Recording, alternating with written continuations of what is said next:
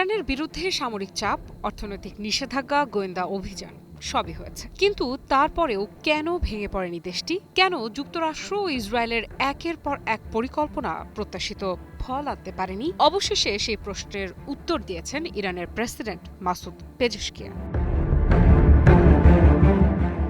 মাসুদ পেজেশকিয়ানের দাবি, ইরানকে রক্ষা করেছে কোনো নতুন ক্ষেপণাস্ত্র নয়, কোনো গোপন অস্ত্রও নয়, বরং এমন একটি শক্তি যা যুদ্ধক্ষেত্রের বাইরেও সবচেয়ে বড় ভূমিকা পালন করেছে। জাতীয় ঐক্য এবং জনগণের সংহতিই ছিল সেই প্রধান শক্তি, যা শত্রুদের নানা পরিকল্পনাকে ব্যর্থ করে দিয়েছে। তার ভাষায়, সাম্প্রতিক সময়ে যুক্তরাষ্ট্র এবং ইসরায়েলের পক্ষ থেকে ইরানের বিরুদ্ধে যেসব আগ্রাসন চালানো হয়েছে, সেগুলোর লক্ষ্য ছিল শুধু সামরিক ক্ষতি করা নয়, বরং দেশটির অগ্রগতি থামিয়ে দেওয়া, নেতৃত্বকে দুর্বল করা এবং জনগণের মনোবল ভেঙে দেওয়া।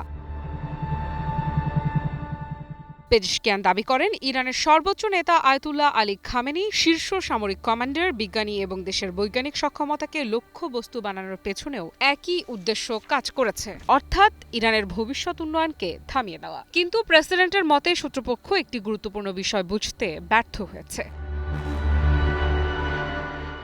পেজেশকিয়ান বলেন, যখন কোনো জাতি নিজেদের স্বাধীনতা, জাতীয় মর্যাদা এবং সার্বভৌমত্ব রক্ষার প্রশ্নে এক হয়ে যায়, তখন বাইরের চাপ দিয়ে তাকে দমিয়ে রাখা কঠিন হয়ে পড়ে। আর ইরানের জনগণ ঠিক সেটি প্রমাণ করেছে। সবচেয়ে গুরুত্বপূর্ণ মন্তব্যটি আসে যখন তিনি সাম্প্রতিক পরিস্থিতির প্রসঙ্গ তোলেন।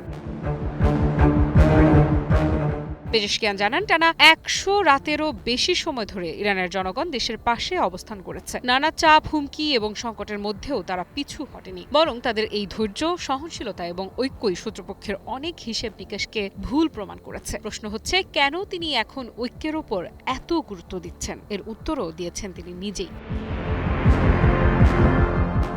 ইরানের প্রেসিডেন্ট বলেন, অতীতের রাজনৈতিক বিভাজন, দলীয় প্রতিযোগিতা এবং ব্যক্তিগত স্বার্থকে কেন্দ্র করে যে দ্বন্দ্ব তৈরি হয়েছিল, সেগুলো দেশের দুর্বলতার কারণ ছিল। কিন্তু বর্তমান বাস্তবতায় সেই পুরনো বিভক্তি থেকে বেরিয়ে আসা প্রয়োজন। তার মতে, দেশের উন্নয়ন তখনই সম্ভব হবে যখন যোগ্য মানুষদের সামনে এগিয়ে আসার সুযোগ দেওয়া হবে এবং সব ধরনের সক্ষমতাকে কাজে লাগানো হবে।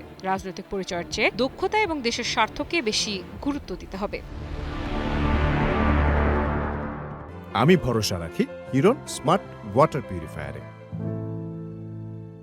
বিশ্লেষকদের মতে, এই বক্তব্য শুধু অভ্যন্তরীণ রাজনীতির জন্য নয়, বরং আন্তর্জাতিক মহলেও একটি বার্তা। তেহরান বোঝাতে চাইছে, সামরিক হামলা বা রাজনৈতিক চাপ দিয়ে ইরানকে দুর্বল করা সহজ হবে না, কারণ তাদের সবচেয়ে বড় শক্তি অস্ত্র ভাণ্ডারে নয়, জনগণের মধ্যে। যেখানে অনেক দেশ নিজেদের শক্তি প্রমাণ করতে ক্ষেপণাস্ত্র, যুদ্ধবিমান কিংবা সামরিক ঘাঁটির কথা বলে, সেখানে ইরানের প্রেসিডেন্ট বলছেন তাদের সবচেয়ে বড় প্রতিরক্ষা ব্যবস্থা হলো জাতীয় সংহতি। আর সেজন্যই বোধহয় ইরান হয়ে উঠছে পারস্য উপসাগরের নায়কোচিত রাষ্ট্র। আফ্রিদা ইফরা, নিউজ 24।